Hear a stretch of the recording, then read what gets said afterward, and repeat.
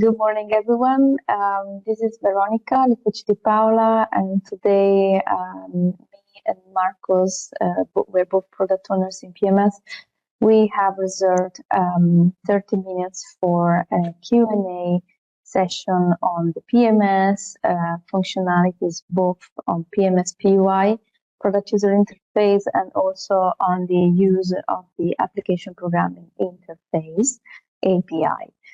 So if I can have the next slides, I will give you a few information. As usual, few housekeeping notes. You are very familiar, I'm sure, with this. So first of all, the session is always recorded, and the recording will indeed be made available on the ENA official YouTube channel and also on the event webpage, as always. Please bear in mind that usually the recording takes a few days in respect to the release of the presentation. In addition to that, we always have give the chance to ask questions and provide feedback. You can use the audience interaction tools called Slido. And if you opt to use Slido, you can either submit anonymous question, but you can also submit your name. If in any case you choose to use Slido tool, you are giving your consent to process your personal data as outlined on the EMA data privacy statement for Slido. And in the next slide, I'll show you which are the next and upcoming events, just to give a bit of refreshed information for everybody. So as you know, on the 31st of January, we went live with the MVP edit of non-centrally authorized products data on a limited data set. And because of this release and the use also of the API for read-only purposes, we have scheduled 4 Q&A clinic sections to give you the chance to ask questions or provide your feedback and any way to get more clarity on the usage of both systems and tools. So we have every week we have 45 minutes, actually not 30 minutes, 45 session. We have 4 different sections every week, and then this will run for the whole February. After that, on the 26th of March, we have, as usual, the quarterly public system demo. This is an occasion for us to show what we've been able to deploy and the progresses that we have performed within our project and many others, because PMS is part of different value stream products. In addition to that, going beyond the first quarter, in second quarter, then we have also a bunch of events. The Spore and Exivin status update webinars. These are again live broadcasted, and you can register at the following link that will be made available in the presentation that will be published. The first one is on the 9th of April, then in the 9th of July, and also on the 8th of October. Last but not least, because the high rate of success of the previous PMS Info Day hosted in 24, we decided to host another full-day event broadcasted on the 21st of May this year. It will be the full day, and you can register to the page that you can find the link on the page of that. Now, I think it's the time to give you the chance to ask questions. And as usual, there is the Slido tool that you can use. You can either join via slido.com in entering the hashtag PMSQA0402, which is the today's date. Or if you have your phone, you can just use the QR code to submit your question. You can send a question, you can upvote the question that you want to hear an answer first, and we're doing our best because, as usual, colleagues is only Marcos and myself replying question, and we are aware that PMS always, the PMS users always have many questions to address. So please bear with us. We do our best to address any question you may have. If we don't hear an answer immediately, we will do our best to reply to you offline. Just please bear with us. Thank you very much, and I'll leave the floor now to Vivian, our change management team member. Perfect. Thank you very much. And there we go. Okay, so we already have a few. Okay, perfect. Okay, so let's start with the first question. Okay, yes, so this is regarding PLM EAF. So can MRP MHAs start using the PLM EAF, and when will it become compulsory for them? So, colleagues, this Q&A section is not an EAF. I'm afraid you need to request this question to the relevant EAF product owner. We are in PMS, and we don't want, of course, to give you incorrect information. So I would kindly ask you to submit questions that are relevant for PMS, API, or POI. Thank you. We will anyway reach Christina to try to address this question for you. Thank you. Okay, perfect. So move on to the second one. Okay. And so could you explain if structure pack submission will do in XEVMPD, or will we edit already migrated data as per structure pack in PMS? I leave the word to Veronica. So I don't know, Marcus, if you want to take, because there are two actions here, one in XEVMPD and one in PMS POI. Maybe, Marcus, you want to start with the need to submit the pack size in XEVMPD, or up to you? Yeah, I can take this. So in XEVMPD, you need to submit the different pack sizes. And then you will have in PMS for each medicinal product, all the pack sizes linked to this product. And then there is a different thing that is the structured pack size data, where you need to say, okay, these are 18 tablets or 3 vials or whatever. That has to be done in the product UI. So these two different things: pack sizes in XEVMPD and the structured pack size data in the product UI. I hope that's clear. Okay, perfect. So let's move on to the next one. Okay, so could you please remind me what value should be in place in the scenario of an AMP with pending national phase status as authorization date? Yeah, so we are updating the XEVMPD Q&A document and also chapter 3.2 to update this information because it was missing. So in the case of the authorization date, you need to include the one for the RMS. And then whenever the product is approved in the concerned member state, you can update with the relevant date for this country.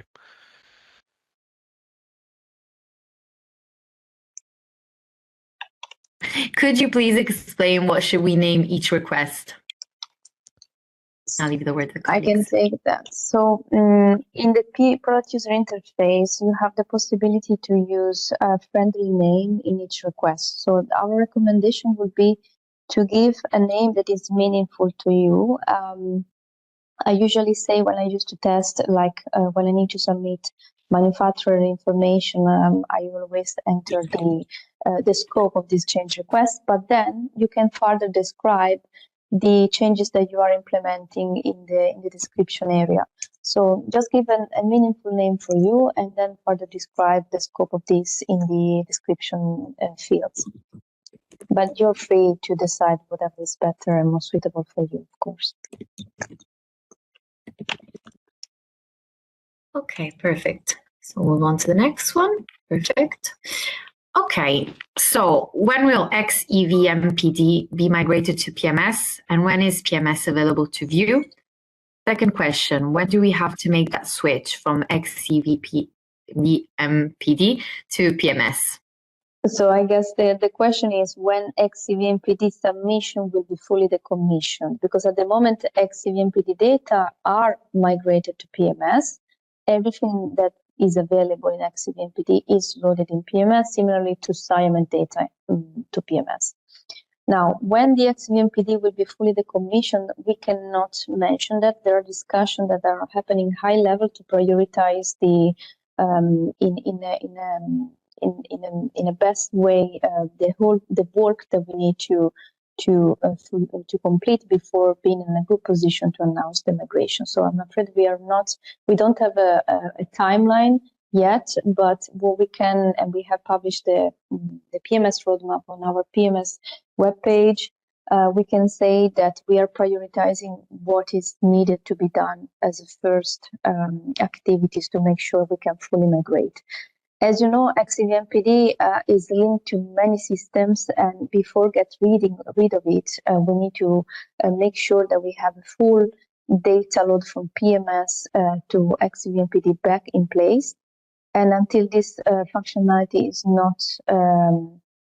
not fully available, we cannot decommission it. So there are quite a lot of activities that we need to fulfill before. Okay, perfect. On to the next one. Okay, so next question is, if the pack includes a vial and a filter, are we expected to include in PMS 2 entries, 1 vial and 1 filter? If so, should we ask for the filter value to be added to the relevant RMS list? The value filter is not available currently in the list. So we should be seeing the traits of these products, because if you the products usually it should be a via. The pack size should be the via. I don't know the filter, if the filter is considered a device, or what's the scope of this filter. So if you can please submit maybe a ticket, we can review it, because I don't think filter should be entered as a pack size, unless Marcus, you want to. Yeah. So here the filter is a package component which should be included whenever we open this edit functionality for additional fields on the manufacturer item and the package components, but it's not part of the structured data on the pack size. In this case, the structured data is just 1 vial. And the filter will be used in future enrichment. So it's, for example, if you have a cap or a rubber in the vial, you don't include this information in the structured data. You just say, okay, this medicinal product has the unit of presentation is 1 vial. So that's why this goes in different places in the PMS data model. Okay, perfect. Okay, so next question is, could you please advise on how we can resolve the issue of missing terms for packaging items in the units of presentation RMS list, even though the PMS database correctly includes the packaging items in the package description correctly for caps? So I don't know if this is because a term is missing in the unit of presentation, and in this case there is a process in RMS and you can request the adding of the new term, or if is a migration issue. So I don't really understand it. Marcus will have. So I think that maybe the colleague, the participant can maybe write the question again, so that it's, it's true that it's extra. Perfect. Perfect. So let's move on to the next one. Okay. Okay. So this is already answered this. Okay. So this would be the next one. Okay. For the multilingual countries, the display issue still exists in PMS PUI. Can you please confirm if this is an issue for EIF web-based submissions, or the MP full names can be easily selected in EIF correctly for multilingual countries? I think we should be checking with Christina, because I'm not aware of this. Yeah, this is the same issue as before, I would say. Yes. Yeah, but in this case, there is. Yes, Marcos. It's still the same. It's also using our data. So the same data that you see in the product UI is the data that you will see in EAF, because the source is the same. So as you know, in the product UI, for multilingual countries, we are just showing a random language. We are not able to say, okay, for Finland, use Finnish, or for Belgium, use Dutch, because we are still discussing for each country which should be the default name to be shown. So the same issue that is in the product UI, it's also in the EAF. Okay, perfect. Okay, and next question is this exactly. Okay, so could you please advise on how we can resolve the issue of missing terms for packaging items in the units of presentation? Oh, sorry, this actually, no, this we've resolved. Okay, so this was the next one. Okay, perfect.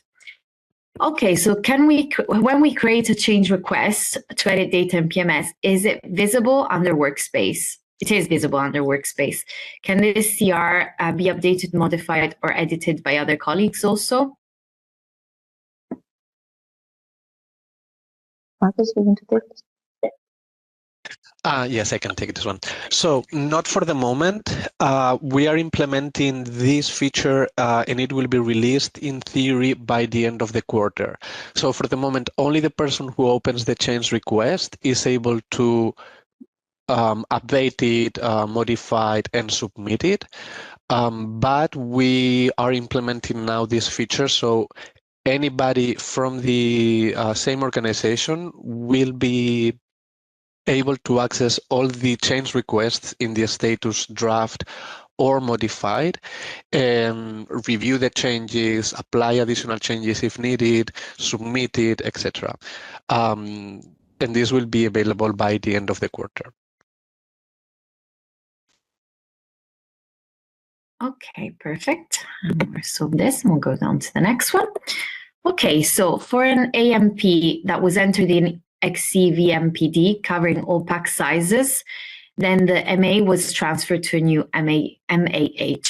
When creating new products for pack size, all the new products will have the authorization status valid transferred MA. Yes, because the PMS will be updated with the newest authorization status submitted with the inserts. So you need to submit in XCVMPD as many EV codes as the packages, and you need to say, okay, this is a valid transfer and make reference to the previous EV code. So one per each pack size submitted before, and therefore the authorization status will be valid transfer. Okay, perfect. Move on to the next one. Okay, we tried submitting our products with authorization status valid pending national phase, but received a negative ACK on missing mandatory MA authorization number. For pending status, we don't have this for CMS. What should we enter here? Yeah, so we are updating this, and sorry, that was my mistake because I didn't provide this information in chapter 3.2. We will update the document so you know which is the information that you need to include in each field. So for example, in the authorization date, as I said before, you need to include the same authorization date as the reference member state. In the MA number, you need to put not applicable, and then whenever you get the number after the authorization or within the authorization, you need to update and include the correct MA number.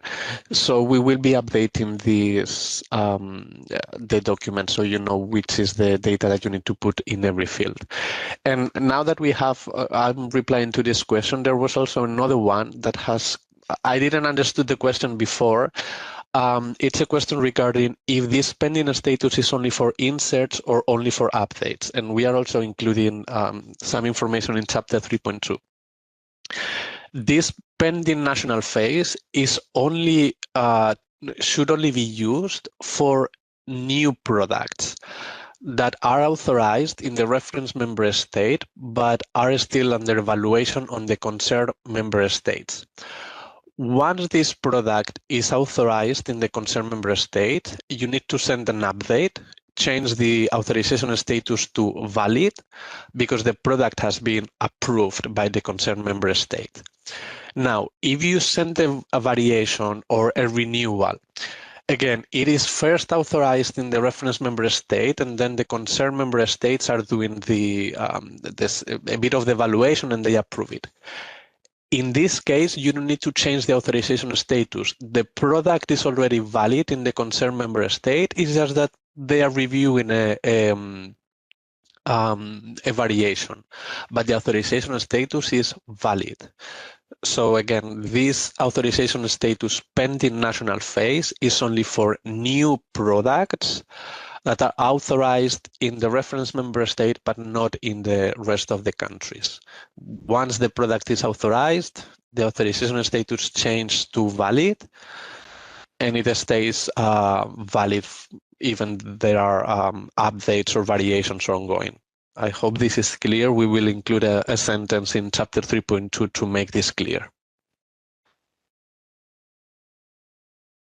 Okay, perfect. Okay, so next question. We have observed changes in PMS ID and grouping. Do you invalidate one old? Do you invalidate one old PMS ID? Veronica, do you take, or I can take this one? You can take it. Yeah. So if there are changes, and this is explained in chapter 9, where we talk about the deltas, if there are changes in XCVMPD on the grouping element, so the name of the medicinal product, the active substance, the MA holder, any of these grouping elements, there is a change on the PMS ID in the meantime while we consume data from XCVMPD. If all the packages for a product you change the active substance or some of these grouping elements, then the PMS ID changes for all the packages, and we nullify the old PMS ID. So you might be seeing those things if you are sending updates in XCVMPD to these grouping elements like active substance or the ones that I've said before. You can review chapter 9 has a chapter on this, on changing data on the grouping elements. Okay, perfect. On to the next one.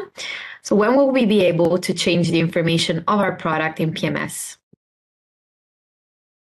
So, colleagues, on the 31st of January, last Friday, we went live with the possibility for registered users of non-central authorized products to submit structured datasets, limited datasets of structured data in PMS.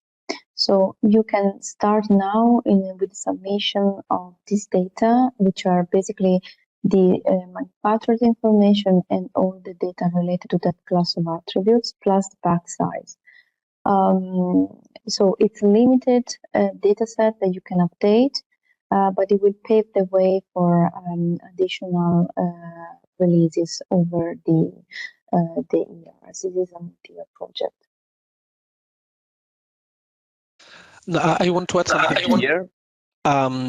You can actually change the information of your product in PMS if the data, for example, is coming from XCVMPD. If you see that there is a mistake, it's maybe because the data from XCVMPD is wrong. So by sending an update in XCVMPD, this change will be reflected in PMS. Then additional data, as Veronica explained, the structure, pack size data, or manufacturers, this is through the UI. And then additional fields like storage conditions or materials or things like that, that will happen in the future. So depending on which field you want to change, you might be able to do it through XCVMPD or through the UI, or you need to wait. Okay, perfect. So next question. For already authorized products, submission of manufacturers and PUI platform has to be done only for current authorized sites in 32S and 32P sections, right? Not really. So the first part is correct. You need to submit only currently authorized sites. So the ones that are already, let's say, approved for your product. But you don't need to submit all the manufacturers from 32S or 32P sections from your dossier. In those sections, you might have a lot of manufacturers and manufacturing business operations. You need to submit only those manufacturers and manufacturing business operations that you have provided within the EAF. when you submitted your initial marketing authorization application or throughout the life cycle of the product with the variations. So for example, in 3.2s, you might have manufacturing business operations for intermediate active substance manufacturer or for steps in the manufacturing procedure that then you don't submit this data through the EAF. So those MBOs, these manufacturing business operations, you don't need to provide them to PMS. Only those that are, let's say, used in EAF are the ones that you need to provide. I hope it's also clear. You have more information also on chapter 3 of the UIG. Okay, on to the next one. So can you please give a short summary? Oh, okay, sorry. Yes, so a short summary of what is API and what is PUI and how it should be used. How do we get access to API and PUI? So I can take this question. So the PMS system can be accessed by registered users owning products, in this case industry and also authorities, via two tools. One is the API, which is the application programming interface and a so-called machine-to-machine connection. So if you have your own RIM system internally, when you used to structure the data, you can connect to PMS via the API straight away. So in this case, you make a connection between your internal system and our PMS API system. Otherwise, if you don't have such a RIM system internally and you just want to rely on a portal to access your data and handle that, you can request the access via the product user interface. This is the PUI. You can see the same information, you can access exactly the same products you're owning. It's just two different interfaces that we have made available based on the need of each different stakeholders. You can register to both API and PUI via following the step-by-step guidance and instructions in UIG Chapter 1. And linked to that, specifically if you want to request the access to PUI, because there are a few more rules and steps to follow, you can also follow in the PLM portal under the PMS section, there is a guidance section, the PUI navigation and registration guide. There is where you can follow the steps to request the access. And both systems, the accessibility to both systems are based on the principles that are outlined in terms of access level mentioned in UIG Chapter 5 and Annex A to Chapter 5. You can find all this information in the EMA PMS webpage.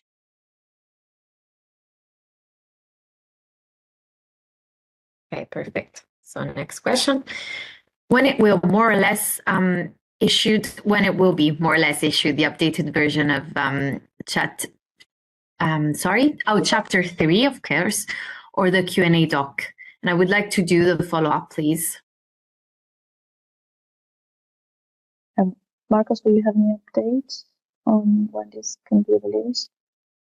I cannot provide this information. We wanted to do it as soon as possible, but the team is still reviewing the changes that I've made. So I'm sorry, but I cannot provide this information. Hopefully this month it will be done. I mean, it shouldn't take more than a couple of weeks. Okay, perfect. So next question. For NAPS data enrichment, EMA provided December 25 as target timeline for ULCM listed products. Does any timelines applicable for CAPS, which means MAH need to verify the data correctness of their CAPS and raise EMA service ticket? So as mentioned in the previously hosted webinar on the 28th of January, the owners of the central authorized products data, they are only required to check their data. This activity you can do it since the very beginning we started opening the system, either PMS PUI or PUI, but you're not required to submit any edit functionality, as you know, because the caps are taking the structural manufacturing business operation and pack size data via SIAMET. So the data are basically loaded from the system. If you indeed notice anything that is not correct in terms of this information, yes, you are always, there is no deadline, but you're always welcome to submit a ticket. Please make sure that you provide to us as much detail as possible. For instance, the full name or the PMS ID and the list of the data that you think are not correct. So we can provide this information to the SIAMET team, because they are the one in charge of keeping the SIAMET database up to date. And what we do is verifying that the information are propagated correctly and as expected. Okay, perfect. Next question. Okay, so EMA email inform me of PMS, SMS, API unavailable given days due to UPD updates. On the 24th of January webinar under recommendation to MAH slide, EMA informed of expected updates in PMS PUI only from the 14th of February. Will EMA inform of process completion via email? No, we don't inform via email, because last time we did, we received not complaints, but fair comments from industry that were excluded from this communication. So we decided to keep the banner up to date in the PLM portal in general. So in this case, you can see all the information that we need to, we can keep all of you updated at the same time. Just an update. Yes, we mentioned that indeed any changes submitted to XVMPD SIAMET might not be made available until the 14th of February. We expect to complete this activity before, so hopefully by the end of this week, everything should be restored, and we will make sure that the banner in the PLM PMS portal will be updated as soon as this activity is completed, so everybody can have the same level of information accessible. Okay, perfect. Perfect. So next question is, do we have a last update date in PMS PUI? So if you are requesting to the last time your product was updated in PMS PUI, yes, you can. If you access, you can search by PMS ID, for instance. You open the view page of your product, and on the top left side, right after the name, which is in bigger fonts, you will see the version of the last time it was updated and the date. You can see also the same information, of course, in PMS API. And there is basically, you can see this kind of updates. I hope we reply correctly. If not, please submit maybe more detailed question. Perfect. Next question. We are submitting the LU with dot in comment section. As said, still we are not seeing them in PMS.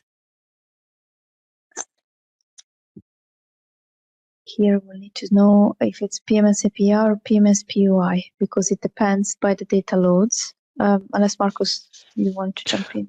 I assume it's the product UI. So as you can read in the banner that we have in the PLM portal, because we are doing this reload of ingredients, ATC codes, etc., the deltas from XVMPD might not be seen until we finish this load. In the banner, it says that updates from SIAMET and XVMPD might not be reflected. So you need to wait until we finish this activity, and then we will take all the deltas from XVMPD and they will be reflected in the UI. We will update the banner and everything so you can see it.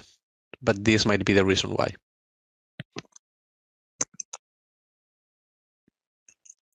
Okay, perfect. So next question. Okay, so I think it's there's a typo, but the main question is regarding, is it mandatory to submit package description in XEVMPD and after that in PMS structure pack size? And it's of course related to the NAPs. So Herbal medicinal products are out of scope of the Union list of critical medicines. So it's not a priority for you to send the structure pack size data in PMS. Nevertheless, we already said during the last PMS Info Day that the idea is that by the end of 2026, we would like to have all the pack sizes and of course the structure data of pack sizes for all the products that we have in PMS, including herbal, homeopathics, or any other nationally authorized product. So you can already start including this information. Is not a high priority, as I said, because they are out of scope of the Union list of critical medicines. In relation to the package description, so please review chapter 3.2. There is, at the end of the document, there is a diagram saying, explaining, okay, depending on the product, when you need to submit the packages and when it is mandatory or not to have a package description. The package description is a conditional field. Sometimes it's not needed. Sometimes it's mandatory if you have, for example, the same MA number for different pack sizes. You need to include in the package description to which pack this EV code refers to. Even if it's not mandatory, I always recommend to include something in the package description. So you have this information there. It's just including some text explaining, okay, this is my package of 4 tablets or 20 tablets or whatever. So then it's useful for you when you want to identify a specific EV code or a specific package medicinal product in PMS. But review the chapter 3.2, the last diagram at the end of the document. I think it's really helpful. You can really understand when to submit a package description or not. Okay, so next question. We have observed changes in PMS AD with the regrouping of PRD codes associated with each ID. What is the background about these changes and the impacts to MAH? Yeah, so as I explained before, if there are changes done to these grouping elements in XCVMPD, then there are regrouping of EV codes under one PMS ID or the other. As we have also explained, the ID of the packaged medicinal product remains the same. So if you have done your mapping or you are using this package ID, it will remain the same. So you can track where your package is moved. Then the impact of ME holders. In principle, this is something that we think it will be stabilized, because the idea is that once you review your product, you shouldn't make changes to the active substances or the strengths and things like that. So you just need to make sure that you don't send updates, or you submit it once, you correct the product, and you don't submit it again. But it's an impact if the PMS ID changes, because you need to make sure that you track this change. Okay. So next question is, by when do you expect to open the edit functionality for caps for manufacturing data? As from CIAMED, operation types are on patent level, and for non-caps, they are on child level. This is not easy to maintain in internal systems and processes. I can take this question, Marcos, if you want. So we are aware that indeed is not the target goal is not to maintain the data load from CIAMED and XVMPD, as we have always mentioned.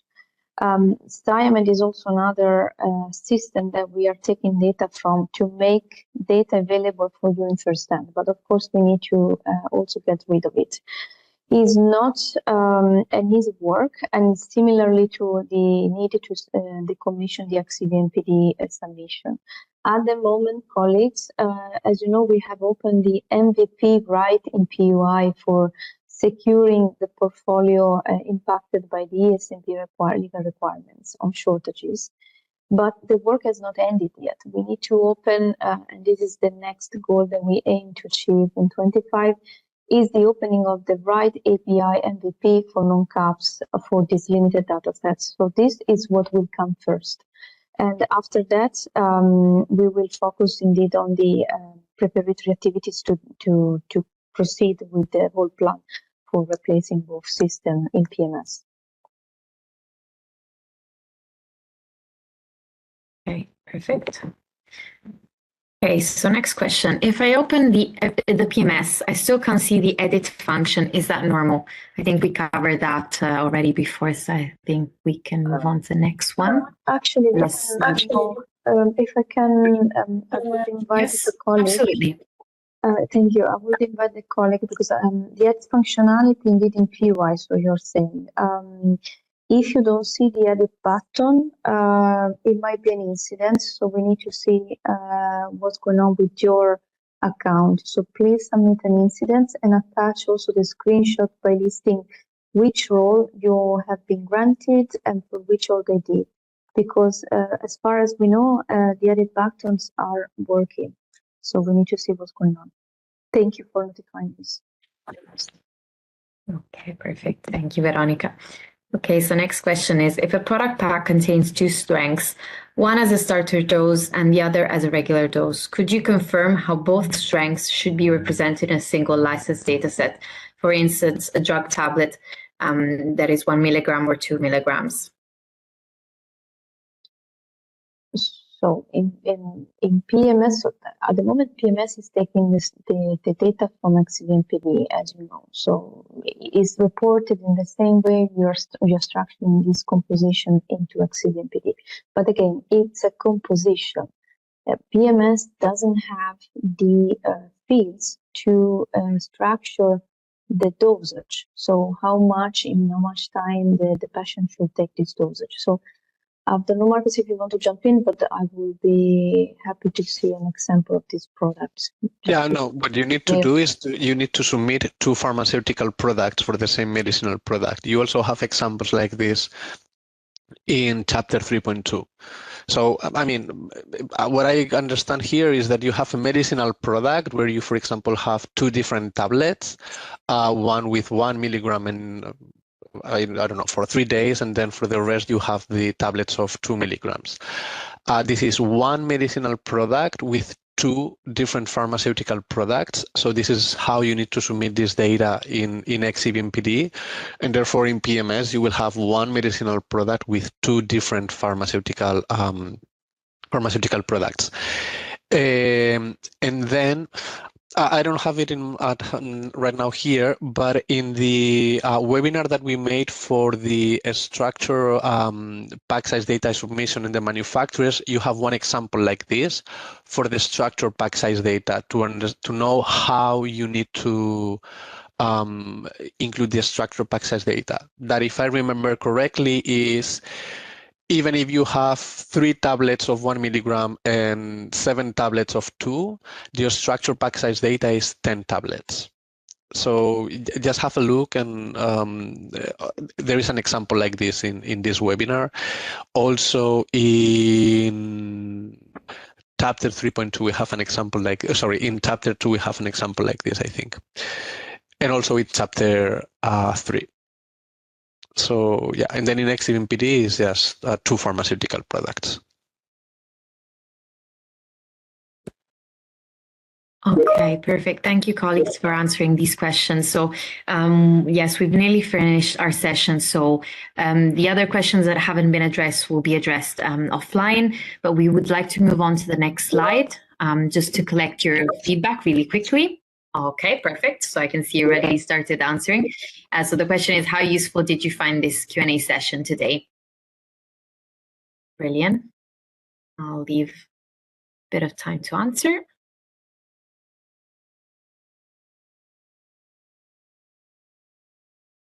Okay.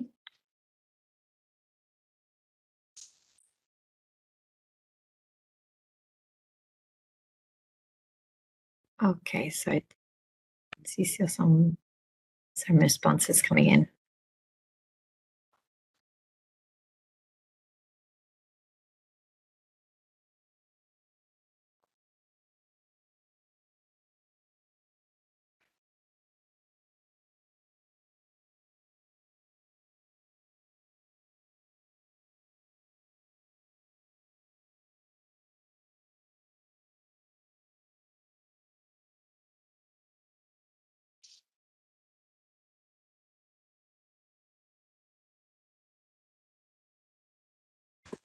Okay.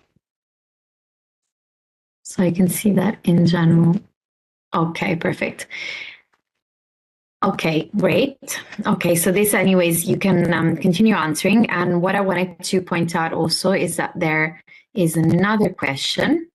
Okay, perfect. Yes, also you can leave any additional feedback for us, of course, because we, as Veronica mentioned before, we have a few other sessions in February, so it would be really useful, any feedback that you have to improve the sessions, yes, will be very useful. So thank you very much.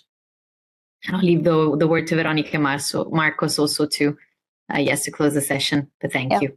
Thank you very much, Polly, for staying 1 minute over time. The next session, as said, will be on Thursday, 13th of February at 10:30. So we take your comment to extend the time slots also on board. Thank you very much and have a good rest of the day.